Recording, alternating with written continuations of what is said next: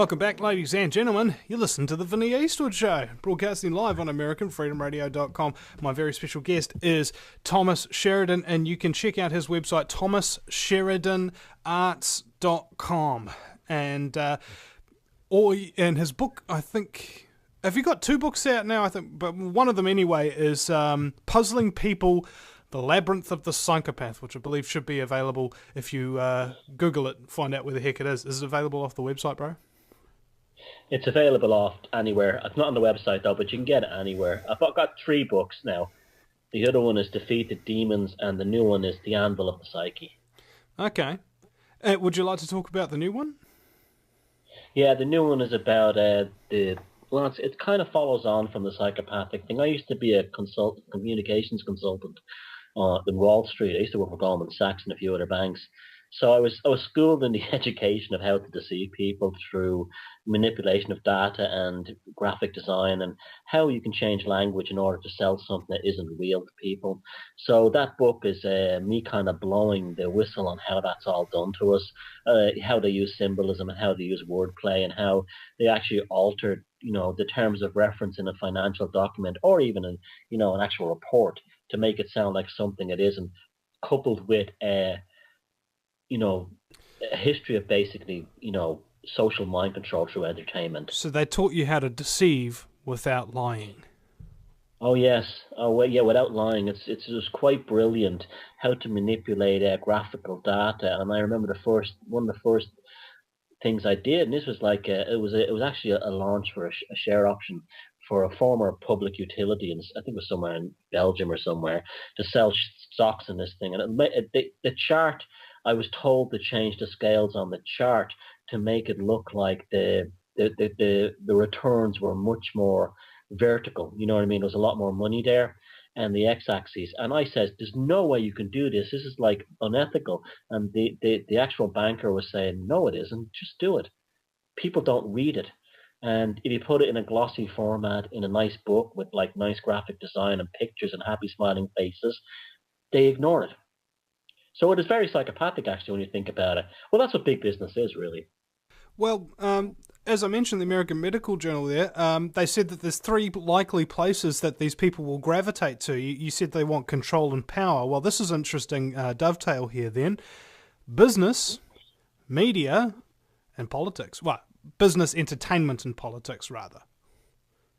Yes, what are the 3 base power structures that control society and influence it? Yep. And even even the big pharma and the medical and the biotech, that's under business as well now. They're not like separate fields. So yeah, that's exactly it. The triad of psychopathic control right there. That's where they want to be. That's where they want to rule the room and race from. Yeah. I feel a song coming on. That's where you want to be, way down in Kokomo, or something like that, bro.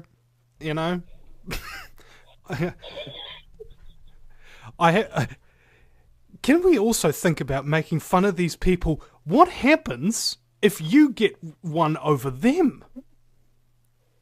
Well, they don't have a very good sense of humor, and that's something I've always been quite good at. Like I've actually got quite a wicked sense of humor, and I've been blessed with that. It's actually helped me survive in life.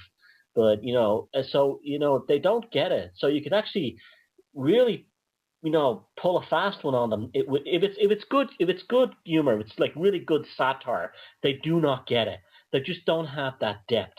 But if they found out that you were doing that, they will just, it's just like it's World War III coming your way. There's no level to which they will sink. This is why I tell people, don't ever try to out-psychopath a psychopath. Do not do it. Do not try to beat them. They will absolutely go to levels of depravity and evil that you could not even begin to imagine. The best thing is just to ignore them or just get away from them. But yeah, a good way to send them up, probably on a big level, is to do it through satire. Very good way of doing it. They don't get it. They just don't get it. Well, once they caught on to the fact that you're not in their game anymore, What if you have information on them or whatever, but you're not planning on releasing it or anything? Would they just kind of like attack you anyway, just because you might hurt them? Oh, they'll kill you. No, they won't. They won't do it directly, but they'll destroy your life. They'll do things like plant child porn on your computer at work. They do things like that. They will do things like spread rumors around the office about you, saying that you were in prison for rape when you were younger. They will, other ones will create websites and fill these websites with like smear campaigns against you, telling all kinds of lies. And what they want you to do is to confront them. They want you to stand up for yourself. They want you to fight them. What that does then is that they will stay as calm as anything while you're saying like, how could you do that? You're losing your temper and you're saying that's disgusting what you did. They will then use that and they'll be very calm. They'll be like, excuse me, are you feeling well? I'm sorry, but I think you have mental problems. Oh, it's very frightening. I mean, Which I is can even tell you more this. frustrating. Well, that's the idea because they're like robots. Remember, I said they're emotionally neutral, and there you are, all the like the you're all your hormones and everything flying, and your neurotransmitters, and you're feeling depressed and everything, and you're getting angry, and they're sitting there as calm as pie with a smirk on their face, and there's nothing you can do about it, and they're just sucking the energy dry out of you like a vampire or something. Well, that's where the vampires come from, and so it's really horrific. I'm telling you, Vinny, I've actually when you deal with this subject like I have, to the level that I've gone to it, to the individuals I've had to interview, to the experiences I've had, it really is like stepping into hell and dealing with the demons. There's a real demonic aspect to them. This is not a subject that people should engage with lightly. I mean, yeah, we should all know this stuff. It's good stuff to know, but it's only for some of us to go into the labyrinth, you understand, and really get the hardcore information and bring it out.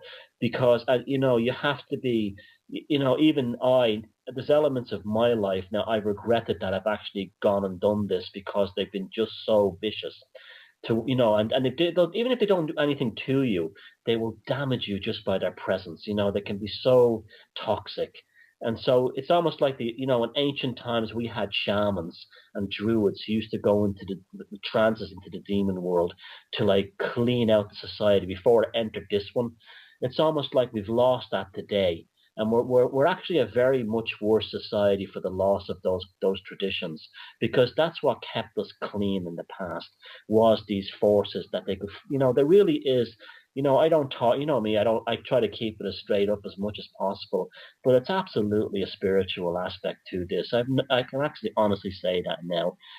It's really, it's to when I've had people email me and say, oh, there's this a-hole at work, and he's definitely a psych, and then he'd give me the description of what they did, and the guy would be a psychopath because I'd be reading what this guy wrote about him, and then he says, I'm going to teach him a lesson, I'm going to confront him on Monday morning, and I'd be instantly emailing back, do not do that, do not do that. You have a wife and kid, do not do this. He will eat you alive, and you'll be tortured by this for the rest of your life for years to come. Now you So talked we're about dealing how with very evil things. spirits and shamans and things like that would identify or cleanse these things from, like, the way you're telling it. The only way to stop these people from doing evil things is to kill them. That's the Well, only way to actually get anything back on them without them destroying your life, is to actually get them taken off this plane of existence. Because otherwise, if they're still alive, they will destroy your life. oh, absolutely. I mean, I'm not advocating violence or anything like that. Don't get me wrong here. I'm not Well, saying we should well, kill well them. my point is, I'm saying that you're right. most That's the only ordinary. way. My point is, Thomas, that most ordinary people would never, ever, under any circumstances, kill anybody. So the only Yeah, possibility is to just keep this frack away from, keep this fracker out of my life. they will kill you to get your apartment. If you have a nicer apartment in a building than they do, say it's overlooking the river or something like that, they will hire a hitman to have you. They'll pay a couple of junkies in the street to stab you. That's what you're dealing with. Yeah. That's how dark it is. And it's just business. There's no emotions. I want that apartment overlooking the river. That guy upstairs, I'll get rid of him. I'll pay those two junkies that hang out the corner to kill him. That's what it's like. Yeah. Have you suffered real like mental emotional trauma just finding out about these kind of behaviors? Oh, I can actually say I've been damaged by it. Actually, I've actually been. Well, I wouldn't say trauma. I'd say I fear for the human race. It'd be better if I never knew about it on some levels. I walk through town and I'll see kids and stuff, and I'll wonder about when the way the world the world's fallen into their hands. It really has. You look at something like Monsanto. Just look at that one company alone. What its agendas are, and you walk down the street and I just see kids and I say like, okay, a lot of these kids at one point in their life as adults will probably encounter one of these. Some of these kids will, and that's bad enough. But then it dawns on you the things of like Monsanto. I don't want to get too depressing or anything, but this is the world we live in. We have to deal with this. It's not all puppies and kittens and peace, love, and light by any measure. But yeah, I would say it's actually you know Carl Jung in the Red Book. He wrote something that was very poignant to this. He said, "If you go to hell, you will become hell unless you remember where you came from." Which is like saying, if you deal with this subject, it can make you so upset and make you start to think there's psychopaths everywhere. You have to remember that you came from an empathic place. You came from the person you were, the happy-go-lucky guy you were before you entered it. Because, I mean, the story, it's not that the psychopaths have much that damaged me. It's the stories from people of what they've been put through it has definitely affected me. There's just I knew it was a problem. I knew it was a problem in business. I just had no idea at the magnitude of the amount of suffering that the human race endures at the hands of these monsters. It really is an unspoken holocaust. It occurs to me when you're talking about spiritual aspects, demons, etc., the term black and white comes to mind. Like black meaning evil, white meaning good. Not in a racist sense of the word, of course. I know that some people will get on with that, but here's the point as well. If these evil psychopaths exist, they have no empathy whatsoever, they only want power and control, is there an antithesis mindset or mental condition to that? Yes, there is. We have to remember that they are the tiny minority. At the very, very most, they're 4%, and that would be in like business and stuff like that. In most of our lives where we live, it's 1%. So the antithesis to it is our human creativity, our imagination, our desire to achieve in our lives in terms of like doing things not only to provide a good life for ourselves, but also for the people we love and our families and our close friends. We want to share our goodness with them. That the antithesis to the whole thing is creativity. This more and more I understand this. Psychopaths are terrible at creativity. They're devious, they're sneaky, they're manipulative, but they can't come up with anything new. They don't even have their own personalities. It's like in So that movie. do they steal other people's ideas, convince people that it's their idea in the first place, and then steal other people's personality traits, and then claim to everybody, I'm just like this guy, in order to manipulate you? Yes, well, I was going to say in the movie, The Talented Mr. Ripley with Matt Damon, it's a fantastic portrayal of a psychopath. He says in one of the lines, he says, I'd rather be a fake nobody than a fake somebody than a real nobody. And that's what they're like. They will steal people's personalities. It's happened to me. Like at one place, I think it was an advertising agency I worked in, and I came up, but there was one guy there again, very glib at first, was trying to make me friends with me, blah blah blah blah blah, and I came up with this sort of it was like an intro for the company. It was a very basic sort of like digital video program. This is back in the 90s, and it looked really good. And he stayed up all night in the this is what they do in the office working, and he basically took my actual the actual programming. on this. It was actually Macromedia director, and then he took the files, put his own graphic and his own design on it, and then emailed it to the boss the next morning of the communications department, saying, "Look what I came up with during the night." And then there was a big meeting in the office at like 10, and the guy was shown, "Look at this. Look at this new intro we have for the for the CDs and the DVDs," and he completely had stolen my idea overnight. And I looked at him, and he just looked at me, and his eyes were like they were like a shark. He was saying to me, "If you open your mouth now, you're dead." And that's what you're dealing with. It's complete, total, utter scumbaggery. Scumbaggery would be a nice way of putting it. It's so twisted and so cold and so dark. I mean, I've been calling it the deepest of all shadows lately, but it really is. It's just the word evil springs to mind, like real. Oh, it's evil. Real, palpable, measurable, unequivocal, fracking evil. Right? Oh, like with horns and a devil and a pointy fork thingy. Just that bad. We'll be right back after the break. If they were that visual, it would be great. Yeah. But it's like... Unfortunately, Thomas, it's like we're coming to break. horror. We'll be right back.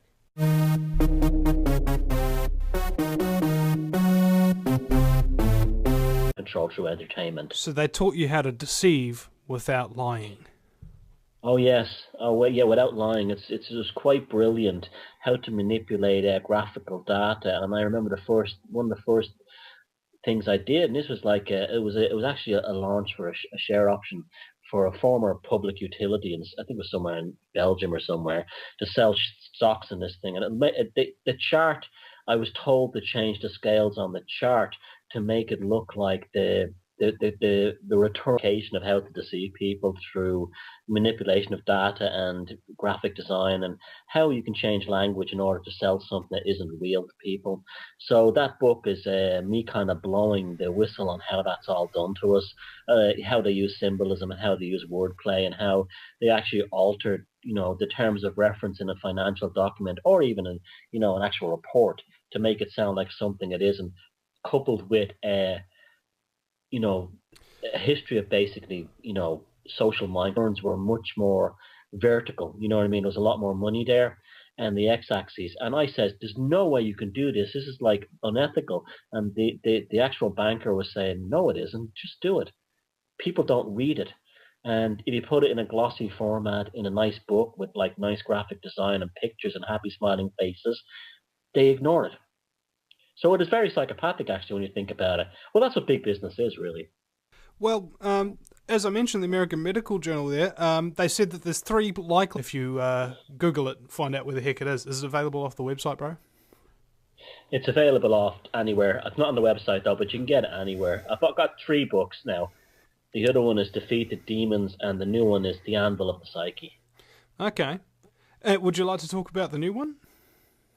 Yeah, the new one is about it kind of follows on from the psychopathic thing. I used to be a communications consultant in Wall Street. I used to work for Goldman Sachs and a few other banks. So I was schooled in the education.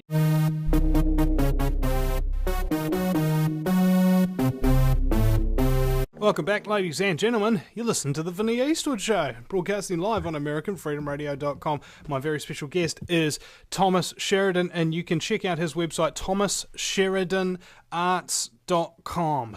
And his book, I think, have you got 2 books out now? I think, but one of them anyway is Puzzling People, The Labyrinth of the Psychopath, which I believe should be available